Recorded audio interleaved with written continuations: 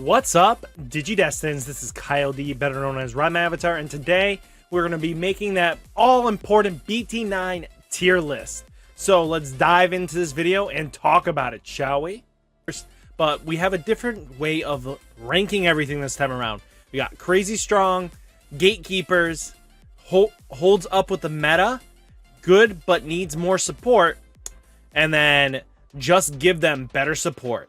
And that's kind of how we're going to rank this in the video this time around. So what we're going to do is color-coded. You know, we're going to talk about X, Y, Z. We're going to go into release color-coded order. So let's dive into it and let's get over it with it. First off, let's talk about Red Hybrid OTK. This deck, I feel like, can actually keep up with the gatekeepers of the meta, but we're going to talk more into it once we get there. But I feel like it's a tier 2 deck for right now. And that's just because you still have to do all that climbing up in raising. And with hybrids, especially this one, the OTK style, I feel like it's a turn and a half too slow because the counterparts now just build up in raising and they have zero cost Digimon that now just build up even faster for the OTK potential. And that does punish a little bit more and they have more protection in some way, shape, or form. So that's kind of like the big thing about this. So I feel like it is definitely tier 2 and it's going to hold up with the meta. It can still steal some wins. Let's talk about it. Jesmon can do some crazy little things, but until it gets its trial deck support, I feel like it's no longer a tier 2 deck. It is a tier 3 deck, and that's just where it's going to be. It's good, but needs more. Like I said, there's just going to be sometimes you just need a little bit more support and you should be able to get there. So major things also, we have Agumon. This deck has some very interesting dynamics, but the problem is we're in an OTK format, and unless you can just recover massively, the problem of the deck still resides that you are trashing your own security to trade off for these OTK potentials.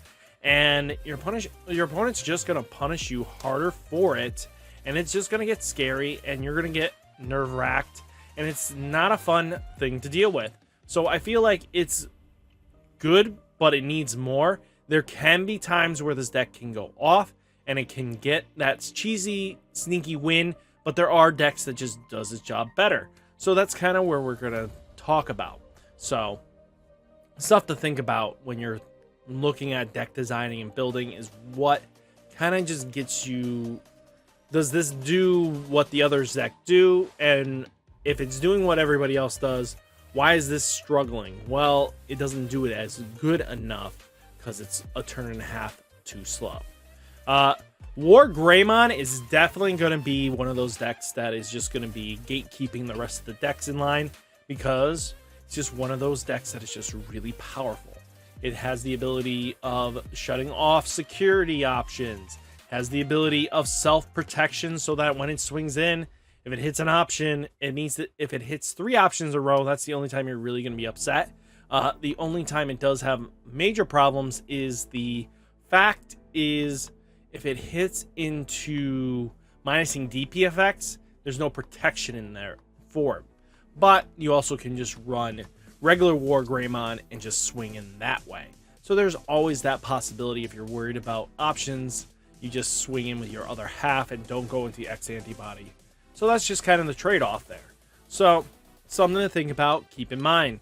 Gallantmon definitely has seen some tops and stuff like that, and it's trying to be what War Greymon is, but I feel like it holds up with the meta, but it's going to steal some wins, but it's still missing something.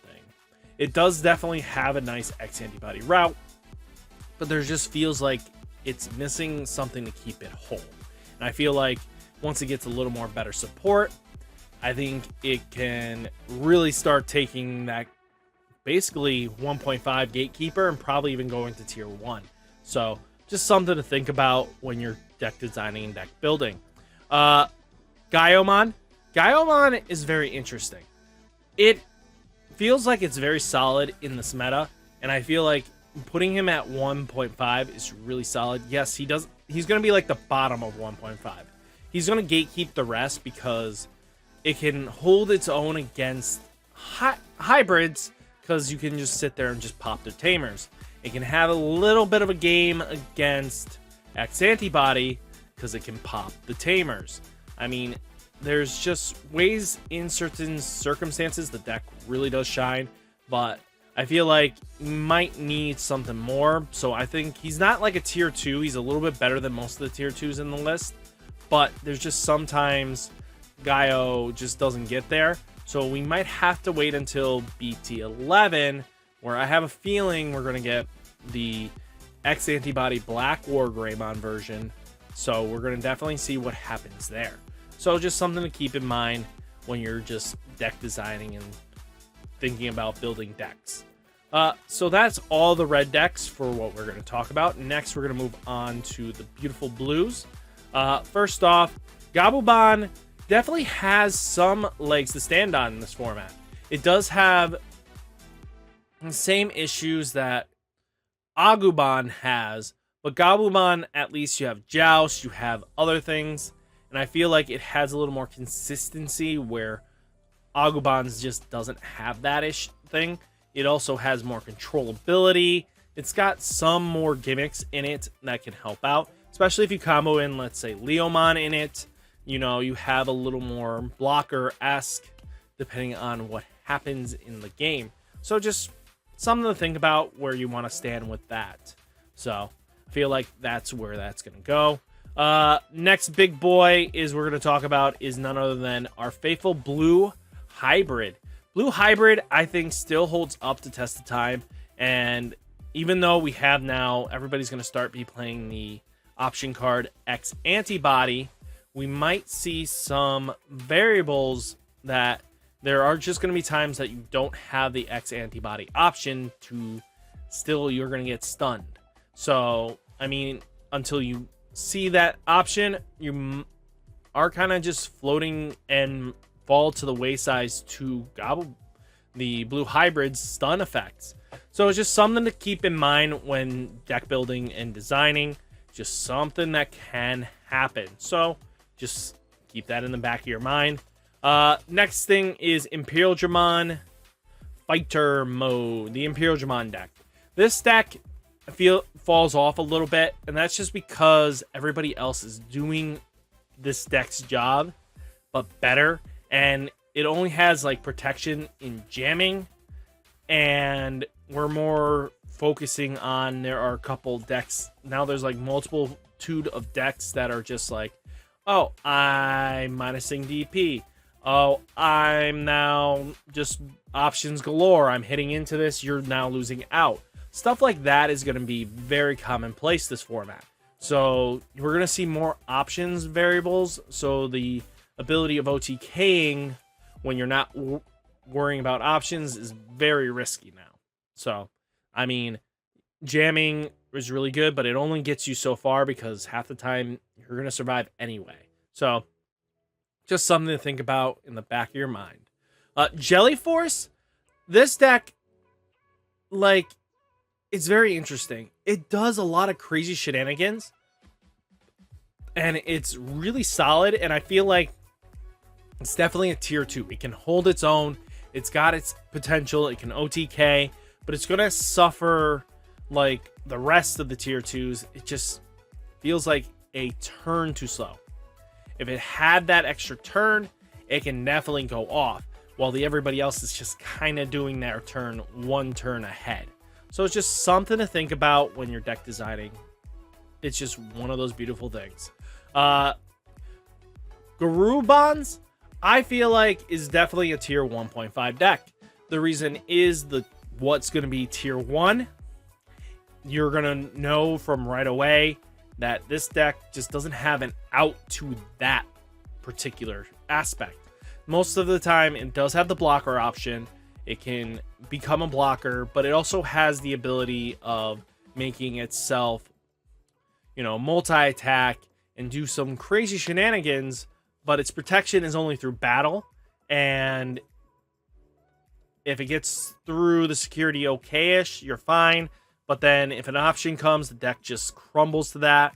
So you need like a delicate plan to actually make the deck go a little bit crazy. But that depends on the meta and how it's going to play out. So something to think about when you're building forwards. I think armor is really solid. I think Magnamon X, being able to redirect the OTKs to it, especially if you have Magnamon underneath, you Digivolve first there, and it's still your turn, then you proceed, and then you gain that DP boost, you have now a blocker, and then you have the X antibody on top of it, making it so that now, when they swing in, you redirect the attack. If they killed it, good. If not, you had a massive beat stick that isn't once per turn redirect. So that's something to keep in the back of your mind and what you want to do going forwards. The deck is really solid. It's going to gatekeep a lot of the bad boys back, but the big problem is Gabumon kind of can bounce them back. And that's like the big thing. Like Gabumon X antibodies like has a way of just bouncing it back to hand, so it just doesn't care that you have Magnamon X, and then your whole strategy kind of crumbles. So it just, there's that kind of limit where yes, X antibody Garurumon is just better. Sorry, not Gabumon. God, I mix those names up pretty easily. Whatever, we're gonna keep on going and trucking.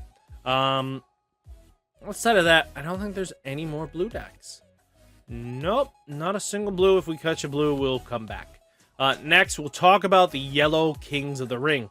There's actually 3 yellow decks I'm going to really dive into, and that's yellow hybrid.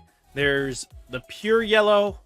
Then you have the yellow Rapidmon, which is splashed with green options because the Ground Fang, whatever new green option does, it cycles back a Tamer and a Digimon.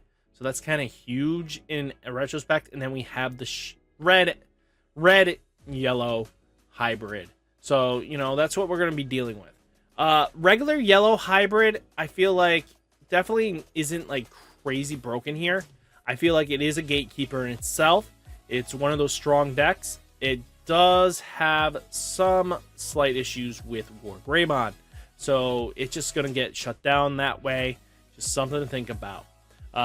We have the green version. I feel like it kind of just is a little bit better than the pure yellow, and just having a little bit more consistency with the option removal really does help it out. Next big boy we're going to talk about is none other than red yellow. Red yellow with Sunrise Burst. This option is ridiculous. It is going to be one of those tier 1 decks because even going forwards into the next format, it's going to put some checks and balances on your opponent. This option is ridiculous. This option just basically removes all things that you just don't like very easily, and you can just recover back up. You know, use Kuyamon to shut down anybody's progression and trying to hurt you. Because now you slow them down, they have to get rid of the Sukuyamon first, and that's going to be a big problem day for them. So I feel like red-yellow is the way to go with that, and that's where we're going to stand on that. And then Sukuyamon herself, it just needs that better support.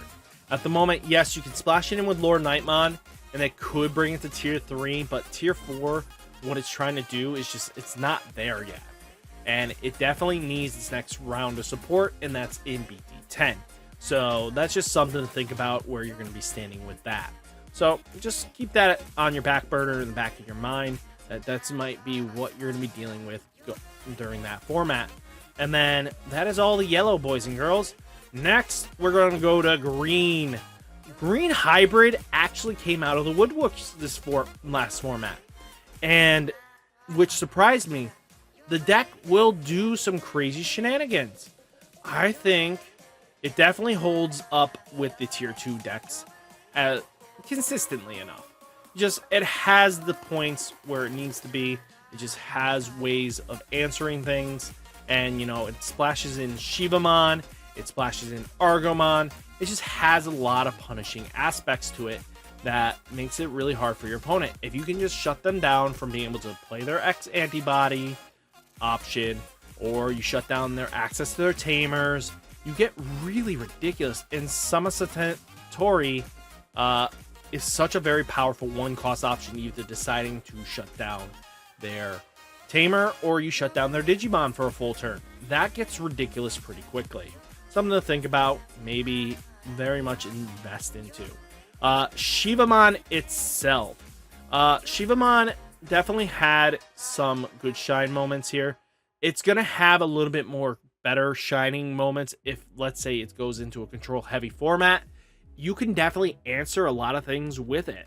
The problem comes down to is depends on what your meta call is. Shivamon's going to be that left wing out of the spice if all the stars align. And that means you're facing security control, you're facing yellow hybrid, or you're facing Beelzestar, anything like that, and you're going to punish your opponent for days. Something to always think about when going forwards. Just keep that going in the back of your mind. So now let's talk about big boy of the meta. The reason why most decks are scared of it is that you have Grandis. Grandis Kuwagamon is one of those decks that is the definition of I am a gatekeeper. You have to answer me. If you don't meet me, I'm going to walk over you. The thing about Grandis Quagga is that deck super can get back into its stack after being lost. So it doesn't fear a lot of the tier 1 decks as much. But when it comes down to an OTK race sometimes, that's like where it draws its issues from, is that sometimes the OT decks are faster than it. And it kind of just ties and hits with the OTK. But if it's control, it has a little bit better because, oh, I lost out. I did 5 security checks, so you're not looking too hot, boys. That's kind of just how that's going about. And that's how that's going to be. Mega Gargo just needs more support. Let's be honest, it really does. Outside of that, that's what we're kind of looking at right now. Pretty solid tier, I think. We got pretty well rounded everything, and I feel like we're looking pretty clean. We're gonna move into now the black stuff. Big boy on campus, and that is Commandramon. This is going to be left field. I want to say it's tier 1, but everybody's going to just shoot me in the foot for that. The thing about it is, Commandramon got Death Xmon as an option. It has Kazum now.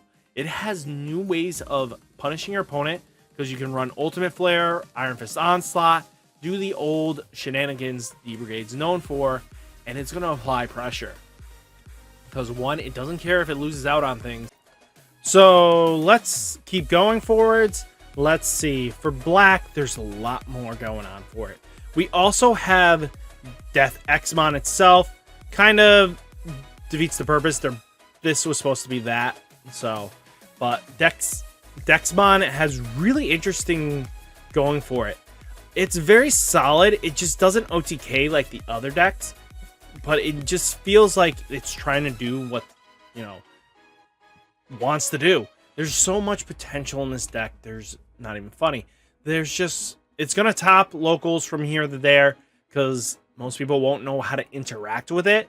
But I feel like all in all, the OTK potential goes towards the family of the friends here. And that is that we have Alphamon being the better version. So let's talk about it. Alphamon is definitely going to be taking this meta by storm. After just having from BT6 onwards constant support, this deck just got everything it needed. It has a way of OTKing or U mode, just going right in and then keeping it your turn and then being able to swing again with more security checks. Gets ridiculous pretty quickly, and this is just a powerhouse and a half. You know, being able to be reduced costs. You have Cool Boy, you have so much potential with your searchers, you have 3 tamers that search anything in the deck, and it just gets ridiculous pretty quickly. And it's just going to go from there. You know, you have ways of extending your plays, get stuff underneath. You're going to see this deck go crazy and hard fast. So don't be surprised when this deck just starts swinging at your face, because you're going to die to it. So then we have Diaboromon itself. It's a tier 3 deck. I feel like it's a little bit better than the tier 4 decks, but it needs its next round of support by now. It's just, you've had EX1 and that's about it. I mean, there's a time and place of saying, finally give us some support. There's just needs more cards for this deck. And we need that X antibody stuff coming towards it. There's just no way you can't say, there's no way we can't give it more X antibody support. Let it have it. Let's get the tokens generating. Let's get the army assault coming. Just something to think about. Machine Dramon got some crazy nice support, but it's still Machine Dramon. Every other deck is just going to OTK faster than it. That's a major issue with it. It just doesn't have answers like the rest of the decks, because the rest of the deck doesn't care. I mean, it's going to OTK. If you can get Machine Dramon out, sometimes, yes, it's going to do some chinky things. But as proven before, if your deck just goes off faster than it and Machine Dramon takes a while to set up, it's going to brick. It's not going to hold its own. It's going to struggle. Just something to keep in mind when building this deck. Next, we do have the Justy Boy. Justy Boy definitely has potential in this format. There's a little bit of stuff that kind of supports him. He's got the whole new level 6 line that just kind of goes with Justy. But we'll see what happens here. I think it's a good tier 2 deck, but it could definitely creep up if people find how to break him. And that's something I don't know how to do yet, but eventually we might see. So let's go into purple itself. I think we are looking at Beelza Star itself. Like, Beelza Star is quite interesting in this format. It definitely got a nice round of support that it needed, and it definitely is pushing ahead and faster than we were expecting. It definitely is going to do some crazy shenanigans, and it's going to be able to hold its own. It's got a great options. It's got Death Xmon now. It's got a bunch of potential that it's going to make your opponent have to think. There's just so much potential in this format for control decks now, because everybody's in this one single stack line, and then if you can answer it, your opponent's screwed. That's just the big thing about it. Purple Hybrid was good for a bit, but I think it needs more support now. It just needs something really solid, and I think that's what's going to be what we need to see. So something to think about. It just needs more support. I feel like Cherubimon still goes pop, but it's still way too many turn clicks too slow. Just something to think about it. RideMyAvatar Fury Mode definitely needs more support to keep up in this meta. There's just nothing else that it can do. Myotismon definitely needs just better support. Purple is going to be following through this.